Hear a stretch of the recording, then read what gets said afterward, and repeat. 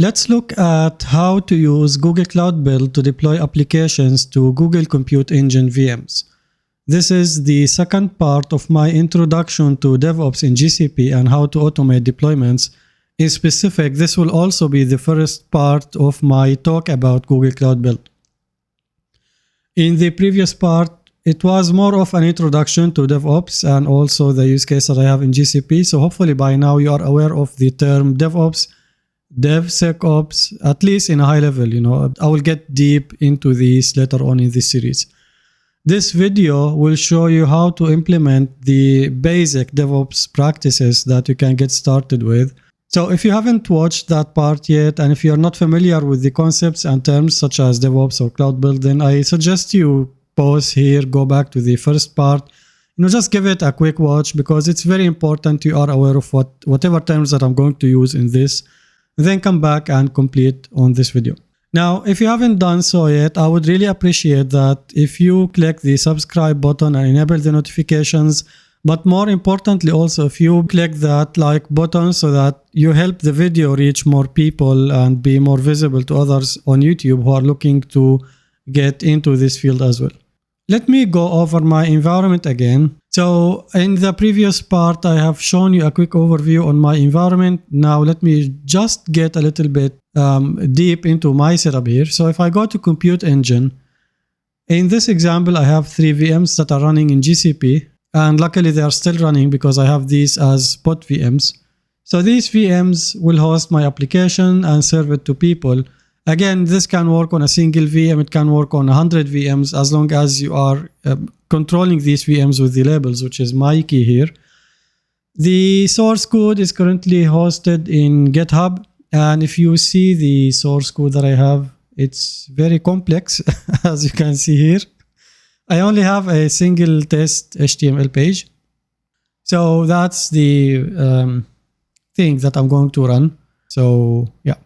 I have published my VMs using a global HTTPS load balancer. So if I go to load balancing, you will see there is a single load balancer here with an IP front end. I'm not sure by the time you watch this video, this IP will be up or not, but I'm planning not to keep this for a long time because it's going to charge me. But then if you happen to get to this link, you will see that it loads some default HTML page, the default Apache Linux page. And then if you open that test HTML, which is this one, if you just put /test.html, you may see the example that I'm going to work on now. But then, yeah, that's the setup that I have in terms of publishing and connecting from outside. Now, for this, you obviously need to use managed instance groups. In my case, I used unmanaged instance groups. Or let me do it in a different way that's more accurate. In the example or in the setup, when you want to use load balancer, Google Global Load Balancer, you need to use instance groups, whether managed or unmanaged. That's better. In my case, I have used unmanaged instance group, as you can see from the prefix that I have set in the naming convention. This unmanaged instance group, you can access it from Compute Engine, and then you go instance groups. You will see that I have a single instance group unmanaged with 3 VMs inside it. Now that's again my setup, and the requirement is to automate whatever changes that I do on my source code, and I need them to be pushed automatically to these 3 VMs. Now the requirements for this are straightforward. There are not a lot of requirements. First of all, you need to ensure you have some sort of key to use to get access to the VMs. In GCP, the best way to use such key is the labels. Again, it's a pair of key and value. The key here is called app name. The value is my first app. You can name it whatever you want. Now, in terms of the mechanism to deploy that, I will need 2 things. I will need Google Cloud Build and I will need cloud source repositories. Talking about cloud source repositories, first of all, these are Git-based repos. They are offered by Google as a service as well. You can get them, you can host your code on them, and basically you can work with them exactly as you're handling any Git repo, right? But then these are on GCP. And if you notice the little GitHub icon here, then probably you have guessed it. I am connecting this repo that you see here to this GitHub repo that I have shown you a moment ago. So the flow will be that this is my primary repo. I will change here. This one in the back will mirror from the GitHub, meaning it's read only. Then it will trigger the Cloud Build trigger or job that I have already created. This is found here. Again, scrolling while I can easily do it through search, but then how to get people irritated. So Cloud Build triggers, and you will see there is one trigger that I have configured here. Oh, actually no. So I will configure it with you. This is Cloud Build, and I need to create a trigger to manage that or to work and deploy the code from that repo. Now, by default, Cloud Build will not be enabled, so you have to enable the API. And then there are some additional permission requirements which are found or can be done through the settings page. So you go to settings, you will need to grant the permission to compute engine as admin. Sorry, not this, what I wanted to click. So you need to enable this. That is instance admin. And also you need to use cloud source repos, which is found not in this page. So you need to grant the service account access to the source repo. So I will copy this, then go to IAM and admin. Then once it loads, obviously, and then find the service account for Cloud Build. I guess it's this one. Edit this and add a new role. And I will do something for the cloud source repo. So source repo. So following the less privileged approach, I would grant the source repository reader, which is more than enough for this work to be done. And that's it. I'll click save. So my service account for Cloud Build is ready. Cloud Build should be ready now. I have enabled the compute instance admin and the access to the cloud source repo, which is done separately from the IAM. Okay, there is one more thing that I haven't mentioned, which is the VMs that I have shown you a moment ago, the 3 VMs. They are connected to a startup script that will be executed right after the VM and the OS is booted up and it's running. This startup script is referenced in the metadata of the VM. So if you scroll down a little bit under the management, under custom metadata, you will see this attribute, this value, the key and value attributes. These will point to the cloud storage buckets. In the bucket, there is one startup script, startup.sh. I don't want to see these. So this will actually execute a few lines of commands. These will basically pull the, basically go to a temporary directory where the application files are staged. It will pull the changes. Then it will copy these files into the HTML directory for Apache. It will delete the .get file folder so that we don't get these copied and served publicly. And then it will change the ownership of the files inside the HTML directory. This script is done every time the VM is booted up. This is what I'm going to be using as well to ensure that the changes are pulled and reflected into the VMs, because since it's done here, why can't I use it and reuse it? Since it's a file in cloud storage, I can just reuse it in whatever workflow that I have. And this is what I will show you right now as well. Now, let me start this process by configuring the connection on GitHub and cloud source repositories. If you want to connect your GitHub repository, then you can simply do so by following these easy steps. It's done in my case, but if you want to connect yours, you can just go to add repository. Then you choose connect external repository, go to continue, type the project ID where you want to store your repository. And in my case, this is the project that I want to use. Then the Git provider is GitHub. It will take you to a sign-in page where you sign in and authenticate. If you've done it already, then you might not get that. But if you haven't done it, then it will ask you to sign in, and then you can choose whatever repo that will be loaded from your account. And then you click the connect selected repository. Once you do that, you'll see it in the repositories list that you have in cloud source repositories. So this is the way to connect the repos. And now the next step here will be to configure my cloud build to trigger based on the push events that are going to be sent to the GitHub repository. So again, my main repository that I'm going to use is this one, Cloud Build to GCE. This is where I'm going to be testing, and I just need to go to the main branch. This is the code from that repo. And what I need to do now is going back to the tab where there is Cloud Build, going to triggers. I need to create a new trigger. And it's just a few stuff that I need to fill in here. So the name, it can be anything really. So my first trigger, can't find anything more creative than this. Now the region, it really depends how you want to do things. For usually these triggers, I just go global. I'm not sure if this is a good practice or bad practice. I just go with global because why not? And then the event, it is pushed to a branch. And now you need to select the source. What is the branch that you want to trigger the thing based on the push to that? So in the source, first generation, that will let me choose one of the cloud source repos that are in GCP.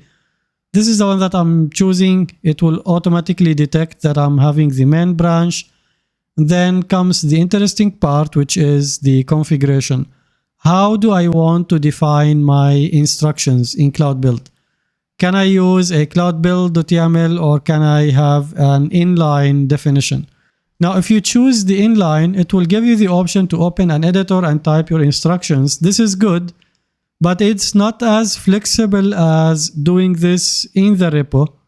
So basically what will happen is I will create a new file called cloudbuild.yaml in my repo in GitHub, put my instructions in it, and then push it so that Cloud Build will see this file and read it and execute whatever instructions in that file, which is more flexible because you can define the pipeline without coming to Cloud Build every time and edit this and mess up the whole configuration.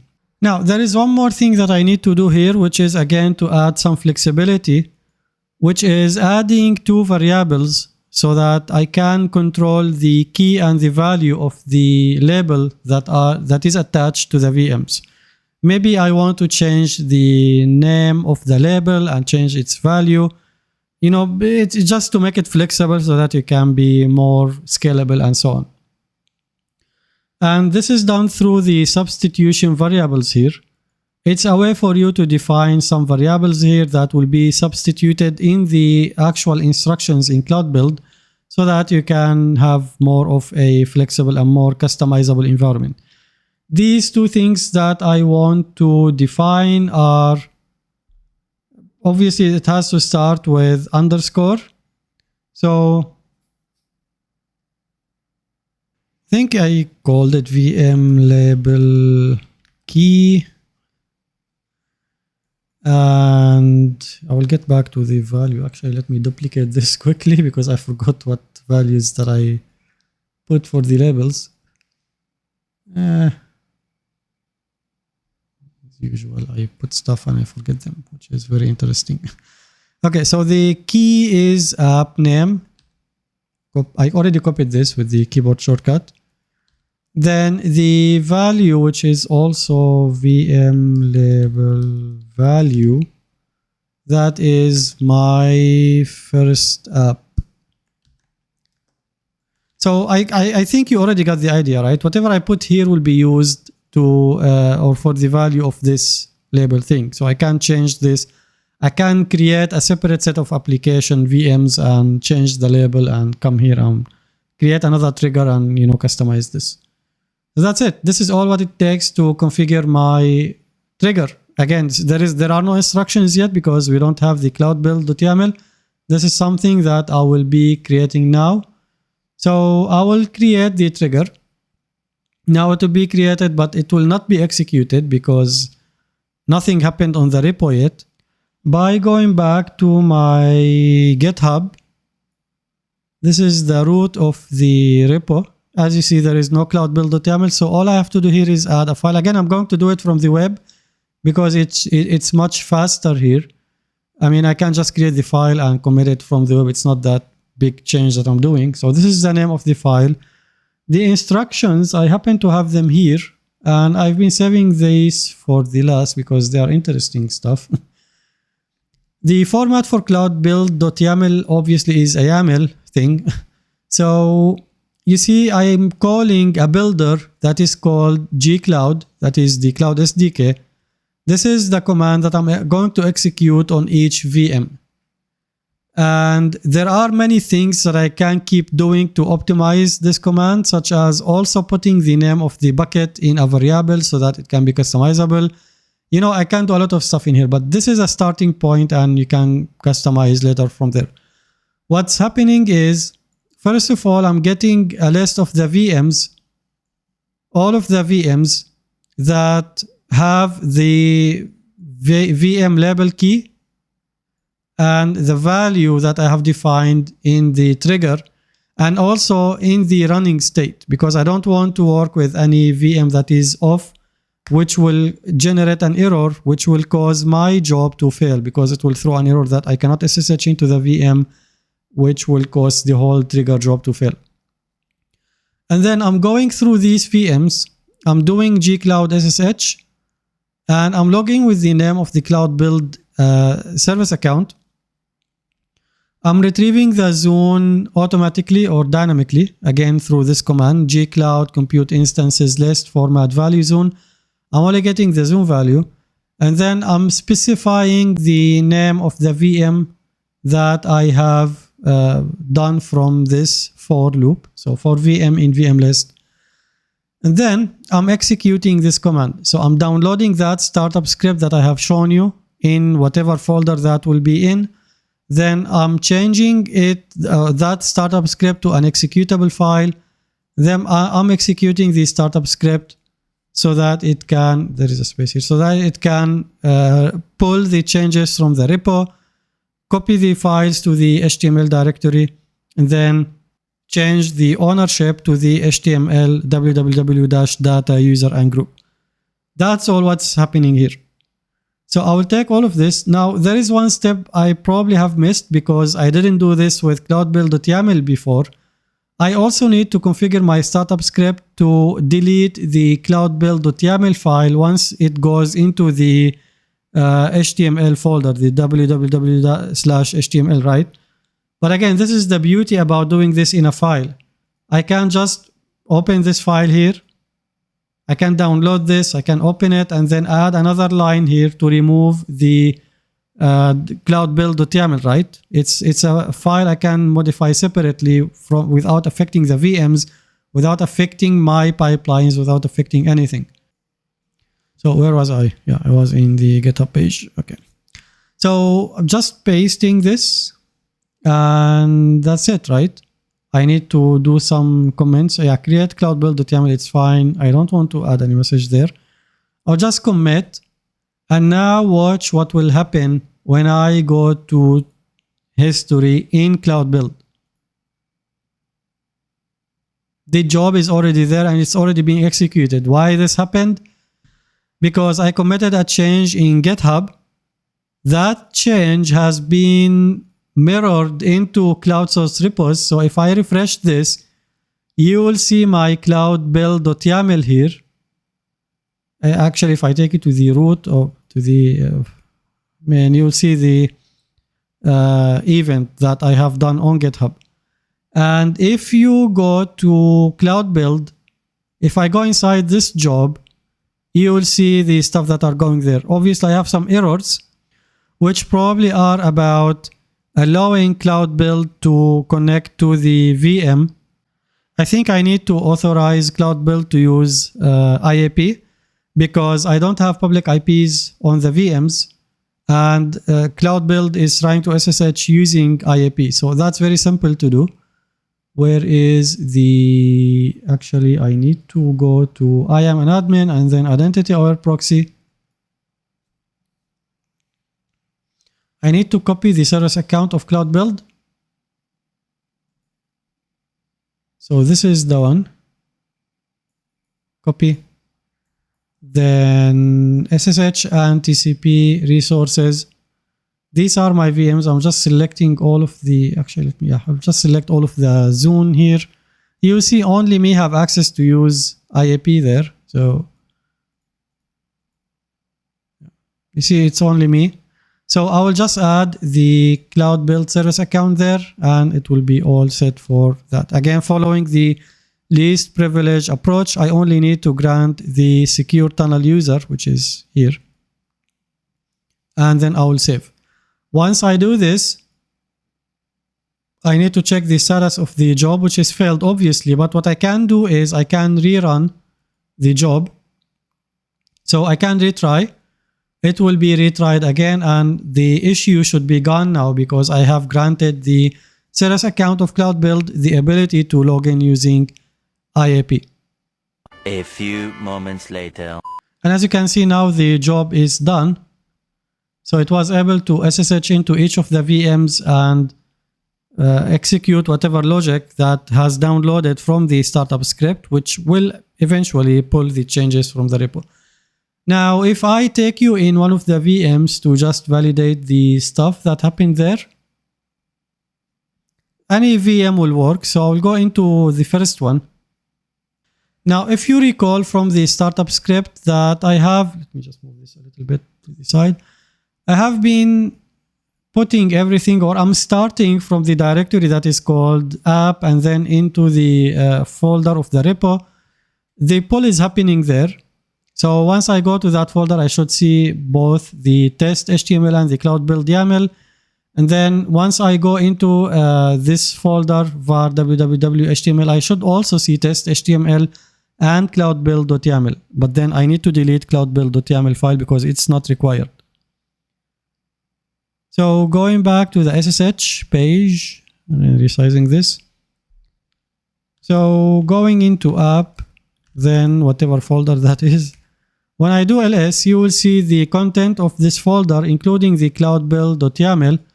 And when I go to /var www/html, and when I do ls dash, let me just make it as list, you will see both files. So the cloudbuild.yaml and test.html. Now, let me validate the result with you before I do any changes. I need to go back to the cloud load balancing page. So I'll just copy the IP. I will show you also one trick that's useful. So this is the IP. If you copy this IP here, and if you notice, I'm using HTTPS, right? So if I open a new tab and if I put the IP and then I put after that nip.io, this will map to a host name with HTTPS, right? And you'll see the files. Obviously, these are publicly available, which is not good. But when I go to test.html, this is the content that I have in my GitHub repository. And this is the repo. This is the test.html file. When I go to, I don't think there is a preview right here. But yeah, you see, this is a test content. And again, this is another test content. This is what you're seeing here, right? Let me add one change here.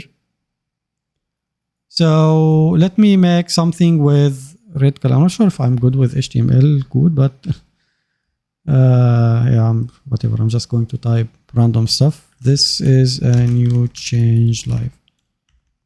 Okay. So I'm just saving this. Yeah. And watch what will happen after maybe a few seconds, right? Because it's not going to take that long to update. Again, depends on the size of the application and the change that you've done. If there is a build and a compile process, then it might take some time. In my case, it's just really copying a file and that's it, all done. So let me validate the status, again, scrolling to make some people irritated. Cloud build, and then go to history. You will see the new job. This is the second one that I have run. Now this is the new one that have just been triggered. And again, you see it's going into the VMs, copying this stuff. And if you notice the time here, it's almost a minute now. But it's not going to take more than a minute, I think. Yeah, that's it. It's like 53 seconds. When I refresh this, you see the new line that I have created is now visible in this. That's it. I mean, isn't it really nice and something very exciting to be able to do? You're just deploying application automatically into a VM, which is very awesome. I would see it. You can do anything you want with Cloud Build. You can deploy into AWS. You can deploy into Azure. You can even on-prem, VMware, Hyper-V, whatever stuff you want. It doesn't really care what it's doing as long as it completed with a success. That's what's important for Cloud Build. Now, if you have any question or comment about this video or any of the content, please don't hesitate to put it in the comment section. I'll be more than happy to engage and answer anything that you have, provided that I get the time to do it. And also, please don't forget to like the video and subscribe to get more content, and click that bell button so that you can get notified whenever I post a new video. Again, appreciate if you like the video so that more people can find it easily in YouTube, even outside of YouTube. Also, if you're looking for more GCP content, then maybe you might be interested in the other videos that I have in my channel, because I've got some good amount of videos about GCP. And if you happen to be a Google Workspace administrator, I also happen to have a Google Workspace course that I have it on Udemy. It's a very comprehensive course that contains a lot of content about managing the applications, managing the users, security and compliance. There are just a lot of content for you there to go through. You can get it at a discounted price, and you can check the link in the video description. And with this, until I see you again, take care and thank you for viewing.